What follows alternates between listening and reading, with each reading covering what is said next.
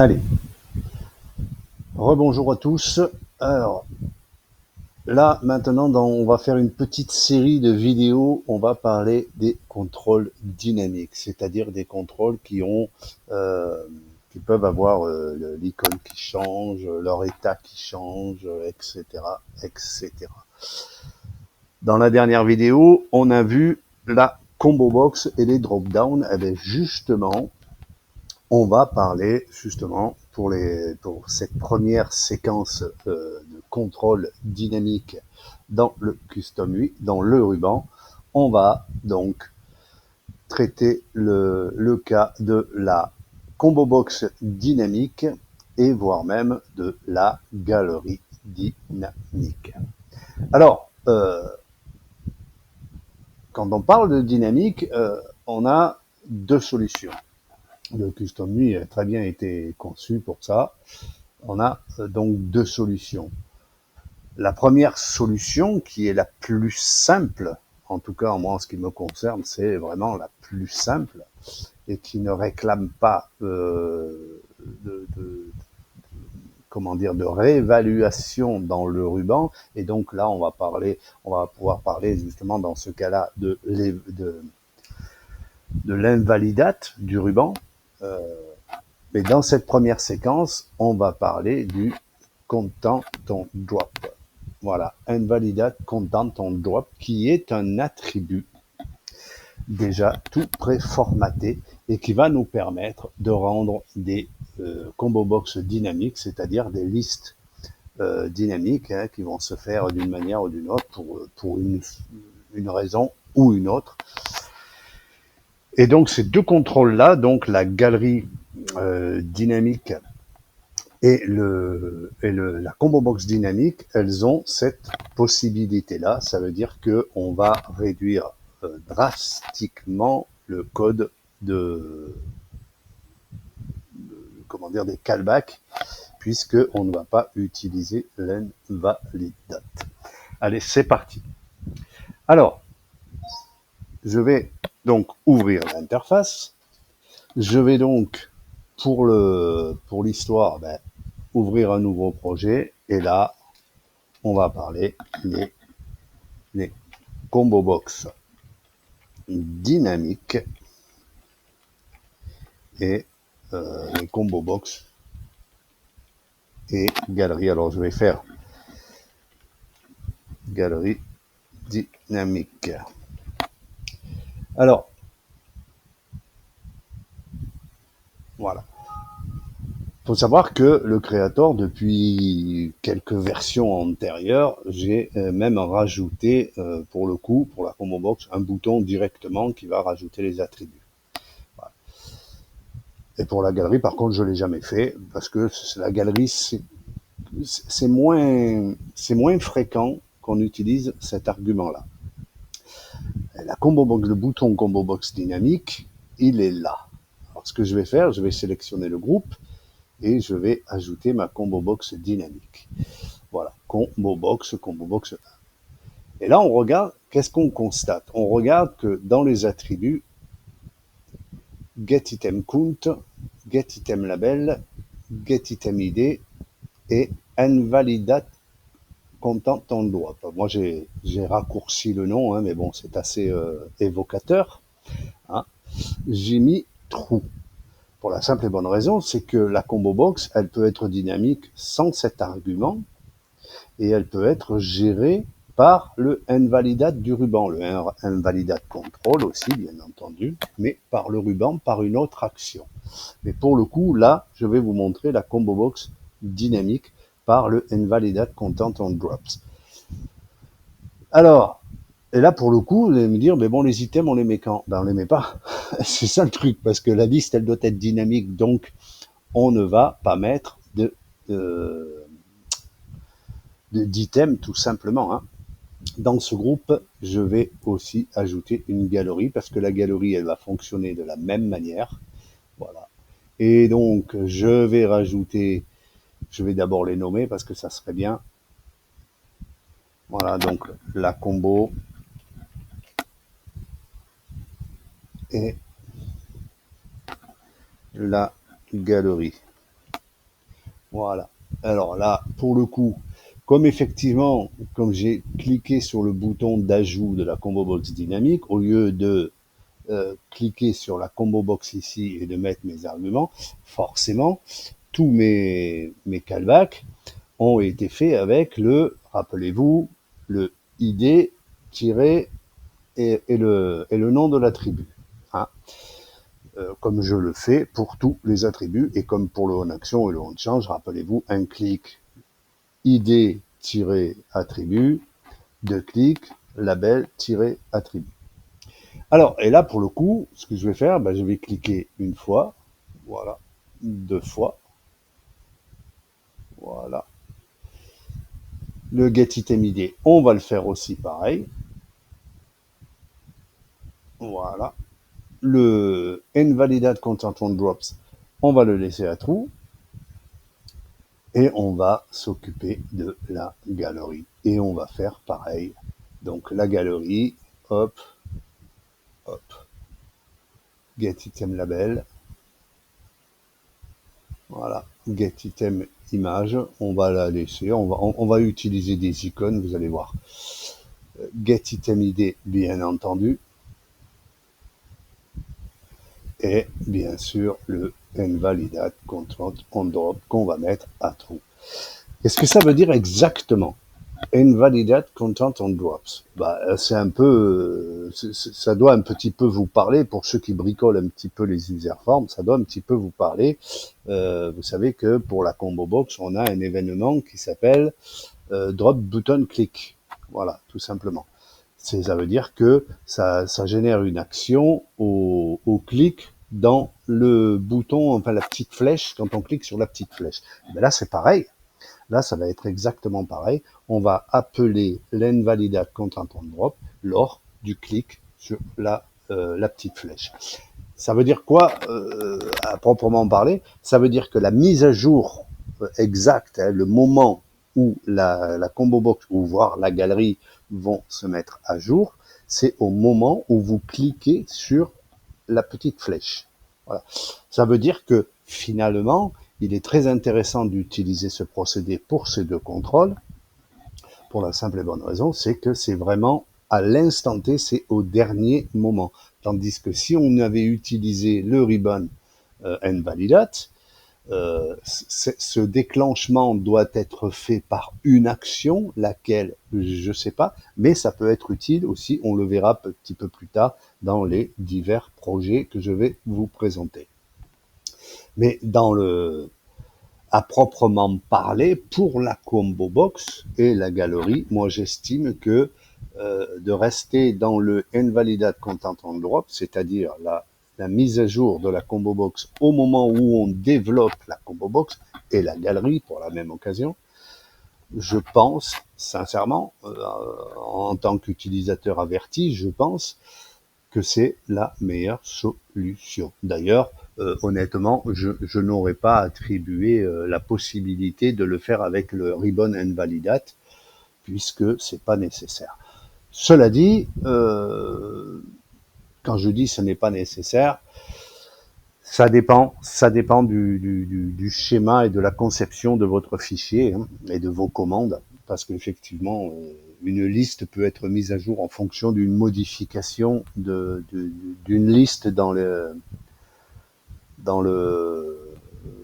dans une feuille, par exemple. Et là encore, c'est difficile à justifier puisque avec le contrôle invalidate, on peut faire la même chose.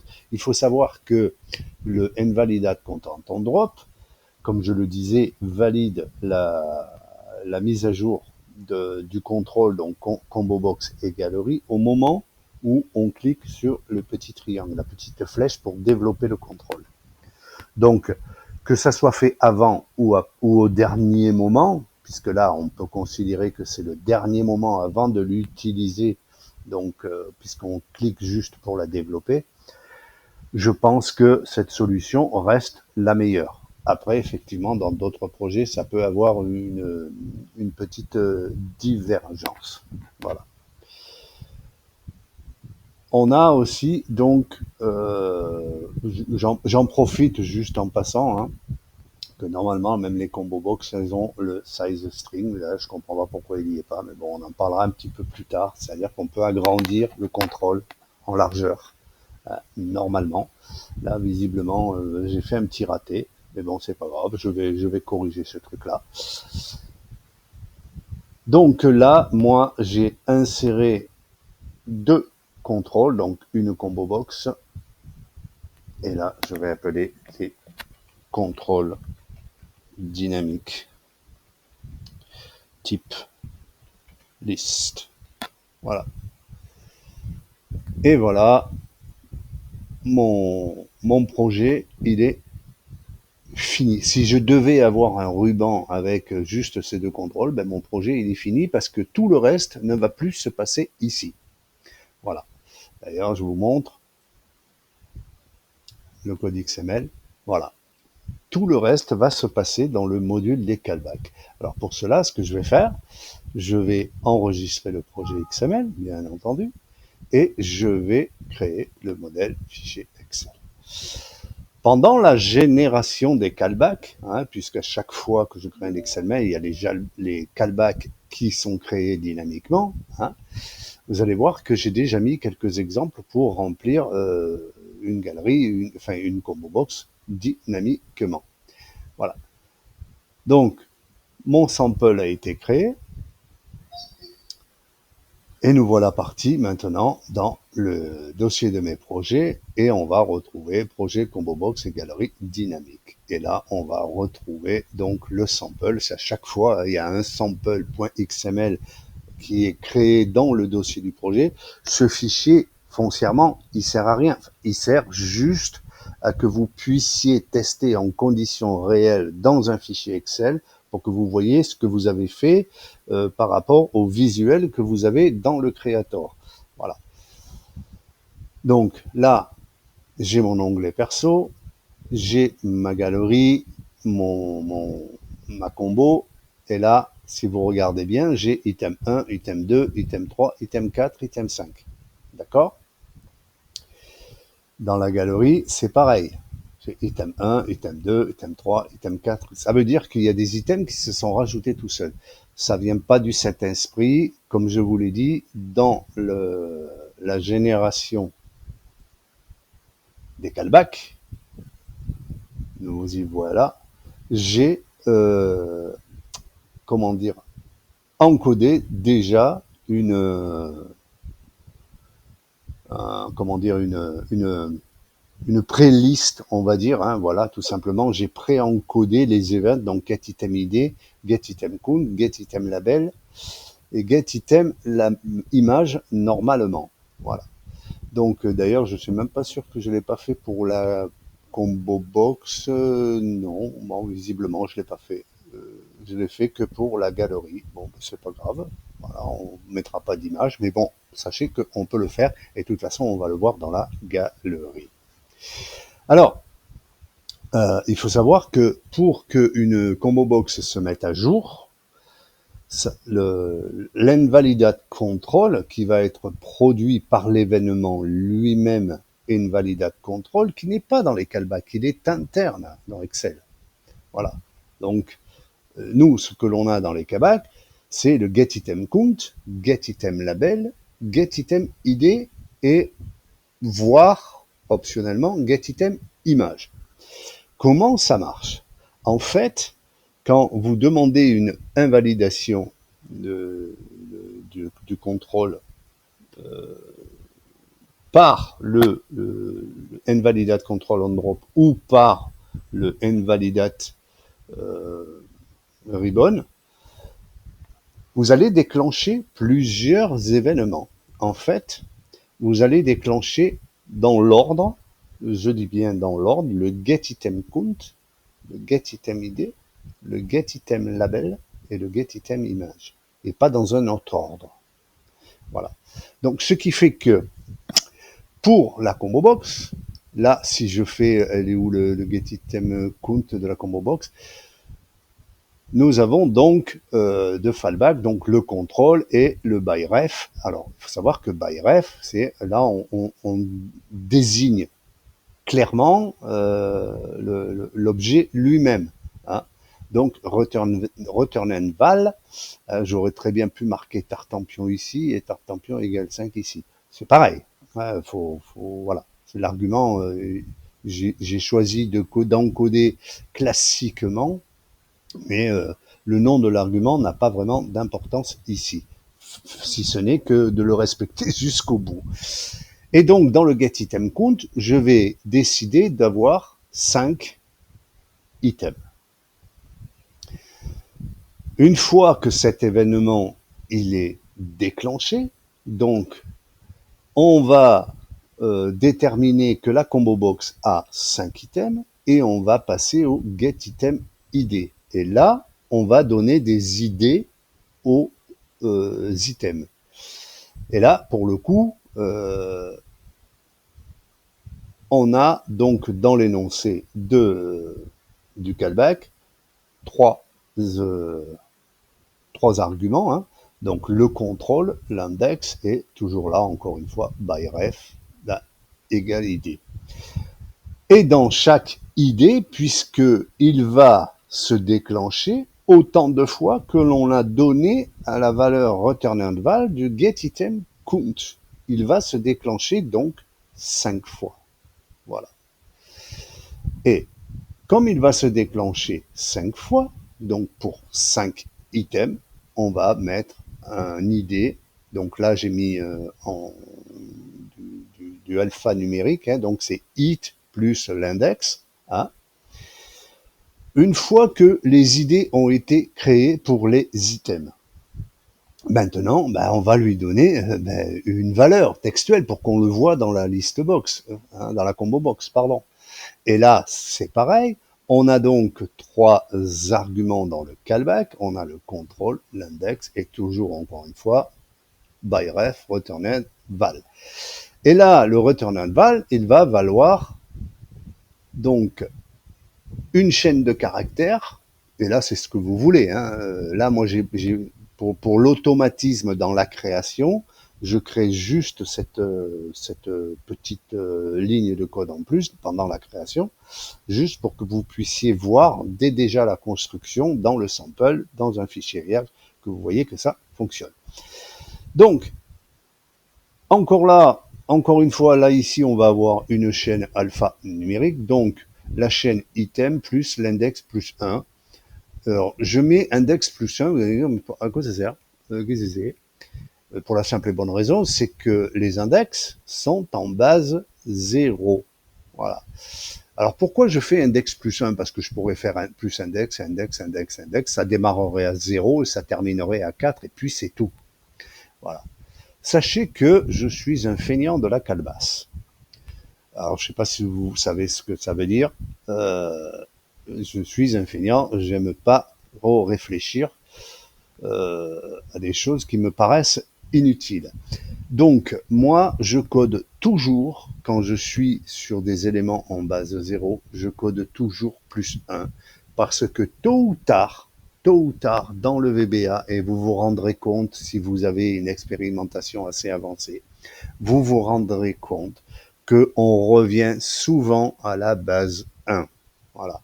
Donc, du coup, j'ai toujours encodé l'incrémentation, on va dire, même si je suis dans une boucle sur un élément ou une boucle en base 0, j'incrémente toujours en base 1. Ça, c'est le premier intérêt de faire ça. Le deuxième, c'est pour faire la différence, parce que je peux très bien mettre l'ID et le label identiques. Voilà, j'ai parfaitement le droit de faire ça. Voilà. Mais je préfère vraiment différencier le ID du label, enfin du texte que présente l'item de la combo box. Voilà. Donc là, on voit que dans le ID, j'ai mis it et index, et dans le label, je mets item index plus 1.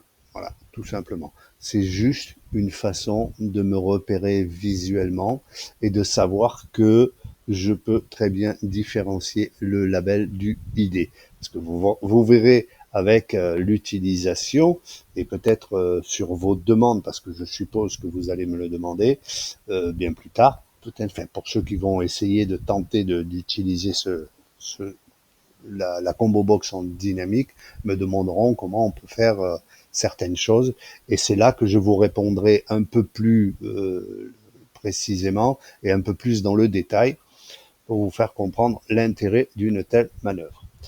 Voilà, donc la combo box, elle se remplit automatiquement dès le drop button, c'est-à-dire dès que l'on clique sur le bouton, enfin sur la petite,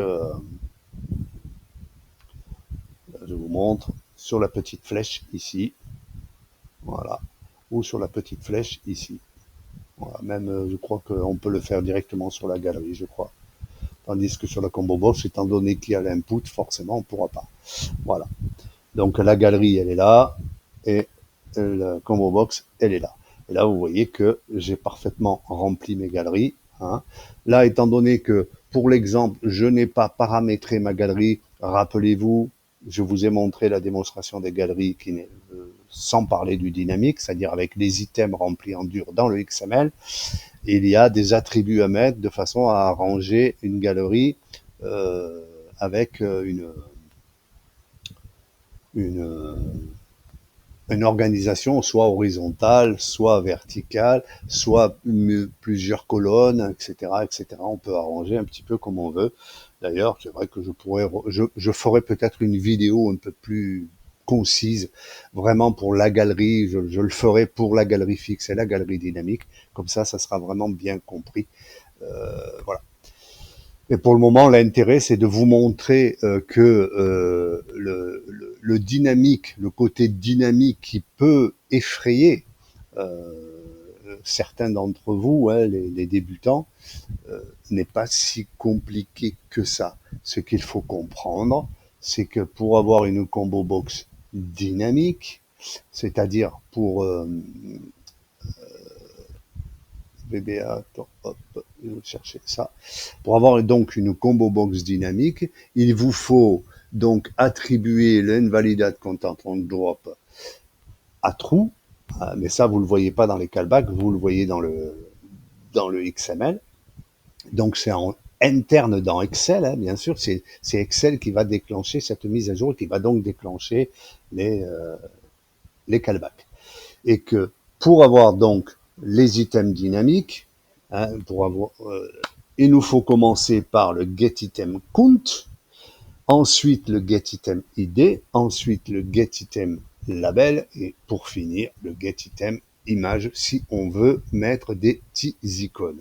Que ça soit sur la version du Creator Ribbonix Image MSO version 12 ou que ça soit sur la version du Creator Ribbonix All Image version 12, c'est le même chose. La seule différence, c'est que les images peuvent être personnalisées plutôt que d'utiliser des icônes ID MSO comme dans la version image MSO.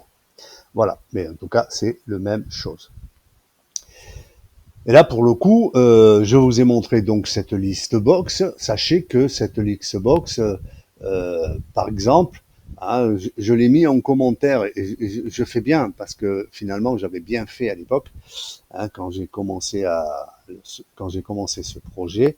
Donc, dans l'écriture des callbacks, je montre bien un exemple pour remplir une liste avec des valeurs de cellules. Ça veut dire que vous pouvez utiliser n'importe quelle valeur. Il suffit soit d'avoir une variable qui va mémoriser cette valeur, ces valeurs, hein, et donc utiliser le count, le hbound pour un tableau, ou le point count pour une range, ou pour une collection, ou pour ce que vous voulez, pour le getItemCount. Ensuite, le getItemID, ben là, vous mettez ce que vous voulez. Foncièrement, je vous dis sincèrement, vous mettez un petit peu ce que vous voulez, en tout cas ce que vous avez besoin. Vous pouvez mettre très bien la même chose pour le getItemLabel et le getItemID. C'est pas interdit. Voilà. Donc, mettez-vous bien ça en tête que les trois principaux éléments essentiels à une combo box dynamique, c'est les callbacks getItemCount, getItemID, getItemLabel. Et c'est pareil pour la galerie. Sauf que la galerie, la plupart du temps, une galerie, c'est des images. Donc, on a aussi, c'est pour ça que visiblement je l'ai fait, voilà, inconsciemment, j'ai rajouté le getItemImage. Ce qui est valable, je le rappelle, pour la combo box aussi. On a parfaitement le droit de mettre des icônes dans les items de la combo box. C'est pas un problème. On le met en dur, on le met en dynamique aussi. Hein. Voilà. Là, je l'ai pas fait, excusez-moi. Voilà, je n'ai mis que les essentiels. Voilà. Sans ces trois arguments-là, donc getItemCount, getItemID, getItemLabel, un contrôle liste dynamique comme la combo box ne peut pas fonctionner. Voilà. Et pour la galerie, donc, c'est pareil. Hein, vous avez vu que je fais exactement la même chose. Hein. Et là, effectivement, on a l'argument en plus que j'ai utilisé pour la galerie, le getItemImage. Et là, effectivement, dans le commentaire, vous voyez, je l'ai mis en commentaire, le returnval va être vraiment un objet classé iPicture Disp, c'est-à-dire un STD picture. Voilà. Parce que le load picture, le chemin d'une image, renvoie un STD picture. Et pour une image dans un contrôle a besoin d'un STD picture. Mais ça, on en parlera plus tard dans les images externes. Vous allez voir, parce qu'avec le Creator Image MSO, je vous ai pas condamné rien qu'aux idées MSO. J'ai quand même un petit peu rajouté certaines possibilités d'utiliser des images externes, notamment pour les galeries, et voire même pour les boutons, sauf qu'effectivement, il y a une contrainte, c'est que les images doivent être disponibles avec le fichier Excel. Voilà. Donc, c'est quand même un bon compromis par rapport à l'absolution de l'idée MSO et l'exception des images externes. Alors là, pour le coup, je vais débloquer, vous voyez, cette ligne, et au lieu d'aller chercher une image, je vais mettre application, point commande bar, point get image MSO, et là, je vais pas me casser la tête parce que je l'ai de mémoire, c'est le Happy Face. Vous savez, le smiley, là, l'icône smiley que tout le monde connaît de Excel. Hein. Et je vais le mettre en le 2020. Allez, 2020. Voilà. Et ça, je vais le mettre en commentaire. Voilà. Et là, du coup, je vais utiliser les icônes ID MSO. Voilà. Alors, comme je vous l'ai dit, vous le voyez, je laisse la ligne en commentaire dans la vidéo. C'est parce que c'est quand même possible d'aller chercher une image quelque part dans le disque dur. Ça n'est pas un problème. C'est d'ailleurs c'est le but à proprement parler de la galerie en fait. La galerie, c'est pas forcément des icônes. Et c'est pour afficher un lot d'images, etc., etc. Ou pour des icônes personnalisées en PNG, en JPEG, en GIF, en ce que vous voulez.